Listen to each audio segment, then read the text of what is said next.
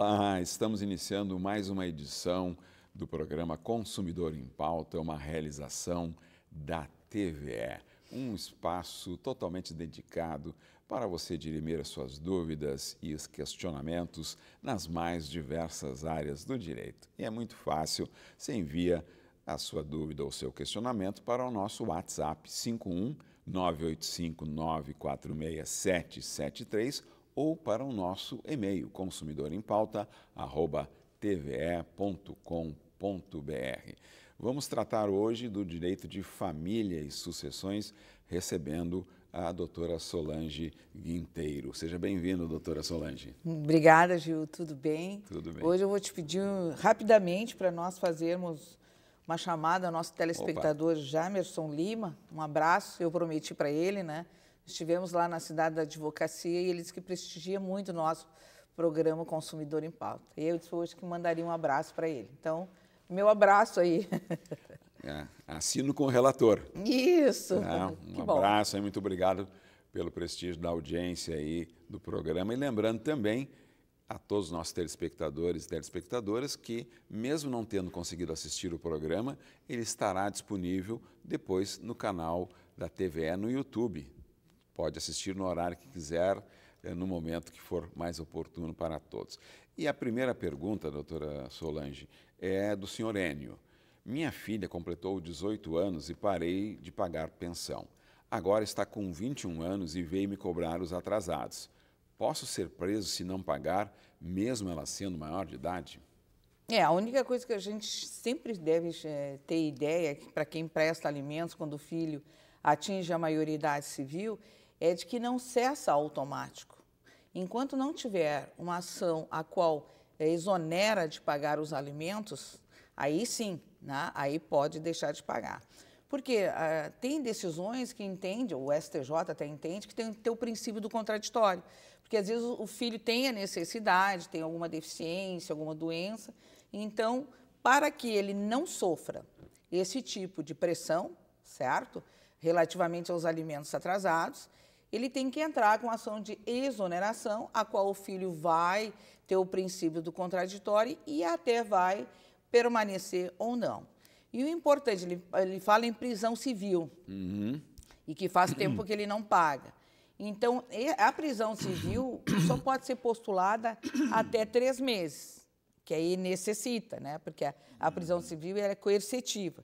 Então, ele não pode agora, o filho ou a filha, cobrar de 2 anos atrás, 3 anos atrás, ou quantos anos, seja lá o que for, não pode sobre o rito da prisão civil. Ele pode buscar, sim, esses alimentos, é devedor ainda, sobre o rito do cumprimento, ou seja, da expropriação em valores, tipo penhora, porque aí fica mais fácil para os nossos telespectadores entender.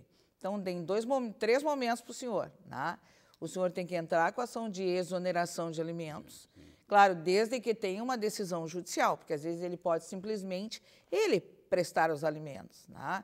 E verificar que com os 18 anos, às vezes eles não têm mais necessidade e às vezes continuam tendo também. Tá certo. Próxima pergunta é do senhor Marcelo. Estou pensando em doar todos os meus bens para os filhos. Caso eu faça isso, eles não vão precisar fazer inventário quando eu falecer? A doação, ele está querendo doar tudo, né? Só que nós temos que ter alguns requisitos. Para fazer a doação, tem que ter uma parte, 50%. Então, se ele tiver do rito da ascendência e descendentes, porque ali a gente tem os herdeiros necessários. E lá consta os filhos, a viúva, né, o cônjuge, no caso, que está na lei, e os pais.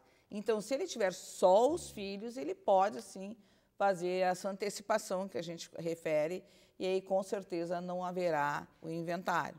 Mas tome cautela, eu sempre chamo assim quando me consulto sobre isso. Às vezes, é bom deixar em usufruto. Fazer a doação de, pelo menos, o imóvel que a pessoa reside e deixar em usufruto. Depois, quando vier ao óbito, aí só extingue o usufruto e passa a ser. Porque aí, o herdeiro, quando ele faz a doação, ele passa a ser... ele tem direito à nua propriedade, ele tem direito à propriedade, né? O usufruto, só uma ideia rápida, né? Usar, gozar e fruir do bem. Aí a pessoa, pelo menos aquele, o pai ou a mãe que está doando, ele tem a garantia de ter onde morar. Tá certo. Próxima pergunta é da senhora Alda. O pai do meu filho faleceu e estava devendo 4 meses de pensão. Posso cobrar os valores da mãe do meu ex? Olha, eu vou fazer algumas considerações importantes aqui, ó. Devedor ele está, mas com a morte, em princípio, se extingue, né? Se tu é devedor, morre e extingue, mas em princípio. Por quê? Porque se ele tiver bens, aí vem, né? Aí é realizada a abertura do inventário, aí nós teremos o espólio, o qual pode se postular a cobrança e até mesmo a continuidade dos alimentos relativamente à criança, tá? Mas desde que haja inventário, ou seja, o espólio tenha bens para suprir a necessidade. Porque aí, na maioria das vezes, a gente não vai dizer que sempre, né, Gil? Na maioria das vezes, o pai, ele se veio ao óbito, que no caso aí da nossa telespectadora veio, ele pode postular pensão previdenciária, tem o não, aquilo para a continuidade da pensão, se tem a necessidade. Mas da avó, não, né? Dos avós, não. Poderá cobrar os atrasados, poderá, sim, entrar com uma ação, se não tem bens, se não tem espólio, a colaboração dos avós. Já tive isso no meu escritório. Tá certo. Consumidor em Pauta está recebendo a doutora Solange Quinteiro, tratando do tema família e sucessões. Lembro para você que é muito fácil você enviar a sua dúvida ou questionamento em relação a esse tema, a outros temas do direito, para o nosso WhatsApp 51 985 946 773 ou, se preferir, para o nosso e-mail consumidorempauta@tve.com.br. Próxima pergunta é da telespectadora Ângela. Estou divorciada e voltei a usar o meu nome de solteira. Como fica a questão dos meus filhos? Todos os documentos deles estão com o meu nome de casada. Assim, Ângela, não é o automático, né? Quando foi realizado a ruptura da vida em comum, regularizaram através do divórcio, e tu deixou de usar o patronímico do marido. Então, os filhos constam, mas se houver a necessidade, né, tem como tirar, ou seja, retificar o nome da mãe. Aí se ajuiza uma ação de retificação. Tá. E esse nome de solteira. Aí fica como só o nome de solteira. Isso. Aí faz lá a retificação. Tá, isso tem que ser feito... Via judicial. Não pode ir em cartório, por exemplo, um tabelionato, perdão. Não, é cartório, está certo. Também. Tabelionato tem outros procedimentos, né? É o cartório do registro civil. De nascimento, óbito, né, casamento e tal. Não, lá automaticamente não, porque não é automático que há a modificação. Ela vai ter que comprovar o divórcio. E até nem sei, assim, agora, né, me vindo aqui perguntando se é automático. Até seria bom fazer uma consulta, se hoje pode. Hoje pode averbar, patronímica, uma série de coisas, modificar. Até não saberia dizer de uma forma garantida se não pode, mas eu sei que a ação de retificação, sim, pode ser feita. Tá. E isso não pode gerar, por exemplo, algum problema com Receita Federal, com outros órgãos? Não, porque hoje, né, até eu acho que todos nós estamos tirando carteira de identidade nova, não existe o número mais do RG ali, né? Eu ainda não tirei a minha, vou providenciar. Somos dois, eu também não tirei. Vai sair o CPF.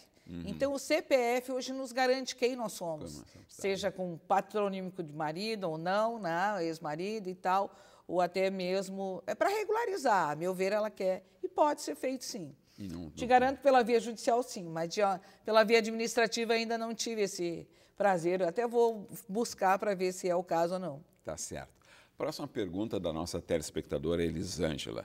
A filha do meu marido já tem 18 anos, trabalha e mora sozinho. É possível ele parar de pagar a pensão?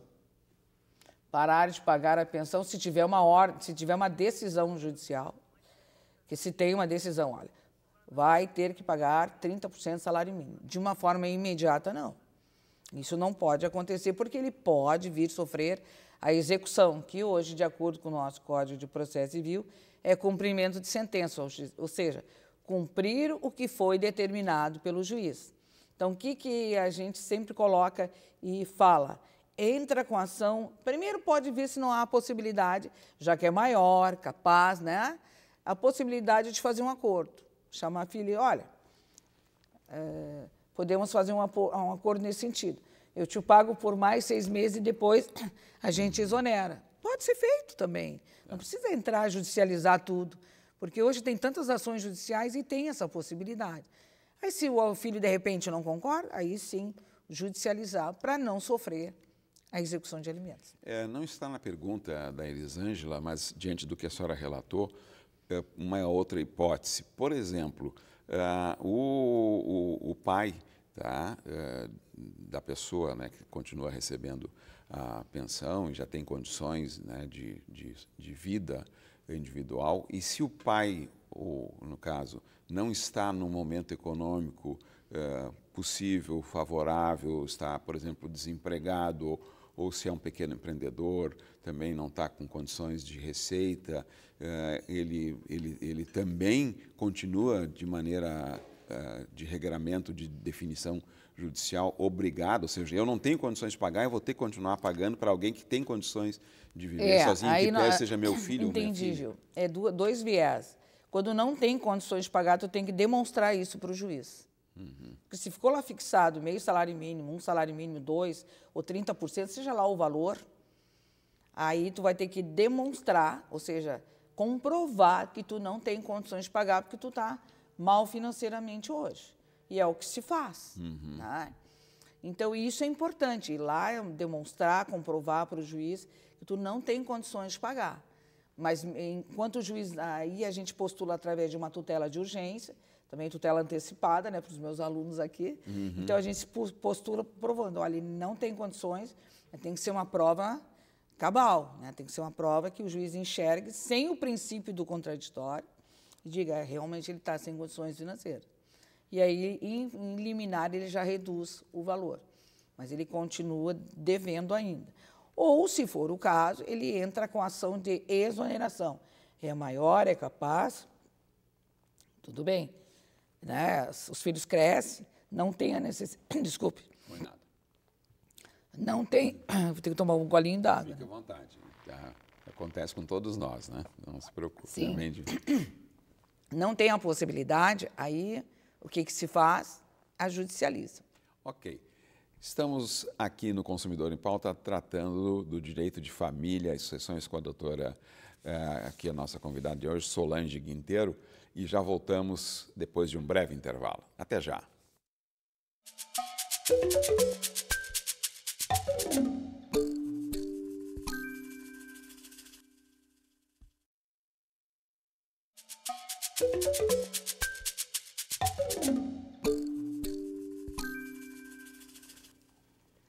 Consumidor em Pauta está de volta. Estamos tratando hoje do direito de família e sucessões, recebendo aqui a doutora Solange Guinteiro. A próxima pergunta, doutora, é da telespectadora Gisele.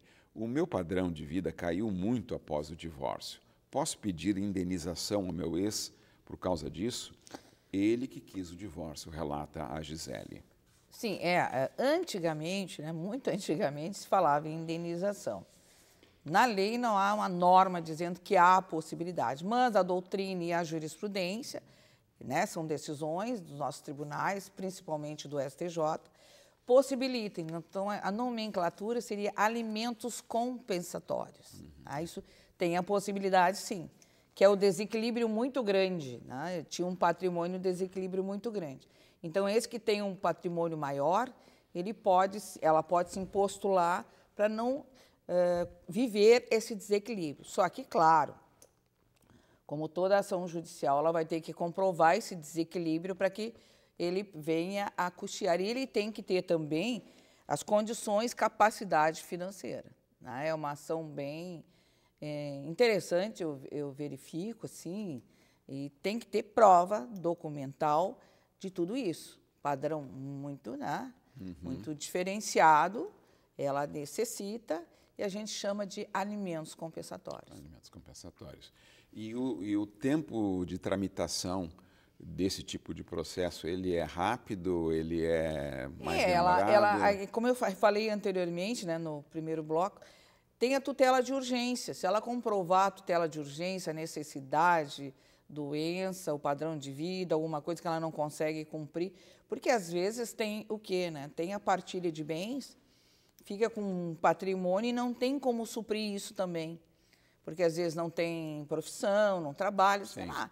Então, nós vamos ter que provar. E uma ação dessa, com instrução, ela não é rápido, né?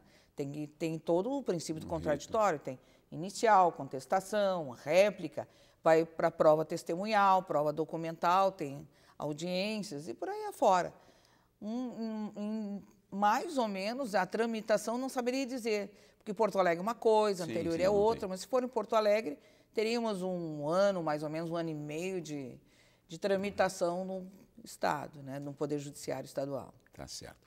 A próxima pergunta, o telespectador optou por não se identificar, doutora. E ele relata o seguinte: estou na minha segunda união estável. Na primeira foi feito o registro no cartório. Nesta segunda não, porque ainda não foi realizada a partilha dos bens da união antiga. Corro algum risco por não ter feito a partilha ainda? Tenho 2 filhos da primeira união estável, relata o telespectador. Vamos por partes aí, né? Que só estou pergunta bem extensa aí. Bom, é claro que tem que regularizar.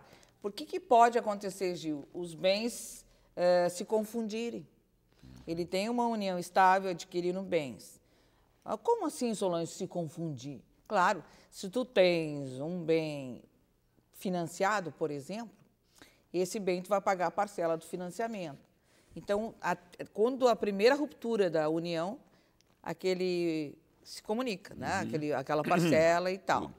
Em princípio, né? Tem que analisar a documentação. Só estou dando um exemplo para conseguir entender. Então, ele tem que ter um estanque, ele tem que regularizar a primeira para depois começar a segunda união e aí ver qual é o regime que vão os dois, né? Que aí a união, o casal vai já, uma segunda união, e vai deliberar se é parcial, se é total, mas de uma forma normal é comunhão parcial.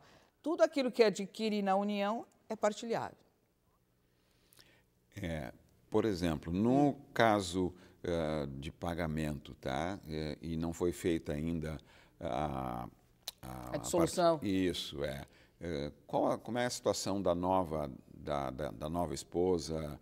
Que tipo de participação tem a anterior e tem a nova, em responsabilidade, por exemplo, com compromissos anteriores da primeira união? E lembrando, doutora, só que ele relata aqui que ele está na segunda união estável, né? Por isso que a senhora falou até que a pergunta é longa e as respostas também, né? Então, várias dúvidas, né? Então, ele tem a primeira união, né, que foi estável, e está na segunda união estável, mas ela não foi feita um registro no cartório. E é possível dizer que ela é uma união estável mesmo? Sim, porque houve a ruptura da vida em comum. Tá. Porque ele só está discutindo agora a partilha, pelo que eu entendi. Eles estão discutindo, né? Estão judicializando a partilha, não finalizou. Às vezes tem que fazer avaliação, tem que ver o que adquiriu, quem comprou, quem não. Não, todo um processo de partilha para ver o que cada um terá direito. Às vezes tem bens que, se ficar só um apartamento, vai ter que vender, etc. Então, é importante ele regularizar a partilha. Porque aquilo que ele já vem na união, ele já recebeu da partilha. Um exemplo para ficar mais fácil. Tá? Ele recebeu um imóvel na partilha. Lá na partilha ficou um apartamento para cá e a casa da praia para ela. Vamos supor. Sim, pode. Então, esse apartamento ele já tem. Então, isso não se comunica na união seguinte. A não ser que o regime seja universal, que hoje é muito pouco utilizado. Né? Então, o que é a comunhão parcial de bens? Se partilha aquilo que constrói na união. Né? Tudo aquilo que os dois construíram é o que se partilha. Por isso que é bom regularizar a primeira e depois já começar a união estável da segunda, que ele faz através de uma escritura, se for o caso. Né? Isso aí é da pessoa. E eu sempre refiro que é importante para não ter que depois judicializar. Tá certo.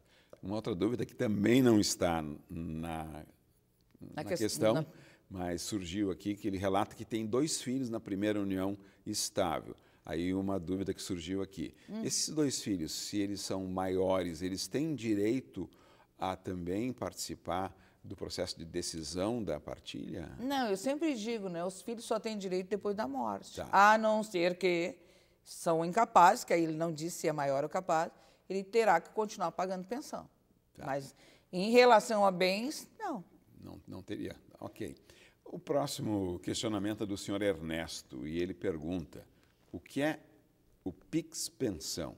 Ouvi que isso foi aprovado pelo Congresso. Isso é bem recente até, né? Isso foi aprovado pela Câmara dos Deputados, se eu não me engano, e agora tem, claro, passar pelo Senado e ser aprovado. É um projeto que está em andamento, mas já está muito avançado, a meu ver. O PIX é assim, ó, o juiz determina o pagamento da pensão através de PIX. Oficia para o banco e, se ele tiver condições financeiras, e aí já determina o pagamento. É ágil, seria mais rápido, né? Não fica pensando, vai pagar, não vai pagar, vai depositar ou não vai, tem que fazer cumprimento.